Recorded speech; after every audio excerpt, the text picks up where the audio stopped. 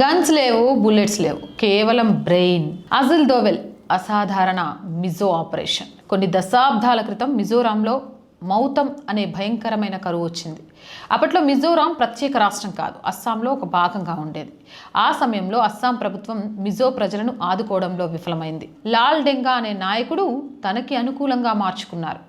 MNF Mizo national front అనే సంస్థను స్థాపించి మనం భారత్ నుంచి విడిపోయి మనకంటూ ఒక ప్రత్యేక దేశాన్ని ఏర్పాటు చేసుకుందామని ప్రజలకు పిలిపించిండు. 1971 నాటి ఈ పరిస్థితులపై ఆందోళన వ్యక్తమైంది. తన ప్రతిభను చాటుకున్న అజిత్ దోవెల్ గారిని 1972లో ఈ క్లిష్టమైన మిషన్ కోసం స్వచ్ఛందంగా ముందుకొచ్చారు. 1966లో ప్రారంభమైన ఈ తిరుగుబాటును ఆపరేషన్ జెరికో అని పిలిచేవారు. దోవెల్ చాకచక్యం వల్ల లాల్ డెంగా ప్రధాన అనుచరులు భారత ప్రభుత్వంతో చేతులు కలపడానికి సిద్ధమయ్యారు. తన అద్భుతమైన చర్చల నేపథ్యంతో తిరుగుబాటుదారుల గుండెల్లో మార్పు తెచ్చారు.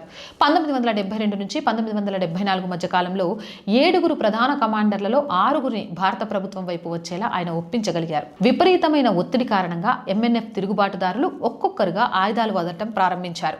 1975 నాటికి సుమారు 350 మంది గెరిల్లా పోరాట యోధులు లొంగిపోయారు. ఒక ఇంటర్వ్యూలో లాల్ డెంగా స్వయంగా మాట్లాడుతూ, ఒకవేళ దోవెల్ గనక నా 7 కమాండర్లో 6 తన వైపు తిప్పుకోకపోయి ఉంటే ఈ తిరుగుబాటు బహుశా ముగిసేది కాదు అని ధృవీకరించారు. కత్తులు, బాంబులు, తుపాకులు పట్టుకొని యుద్ధం చేయవసరం లేదు. దీంతో యుద్ధం గనక చేస్తే ఆయుధాలైనా సరే పటాపంచలుగా పడిపోయి విజయం సాధించవచ్చు.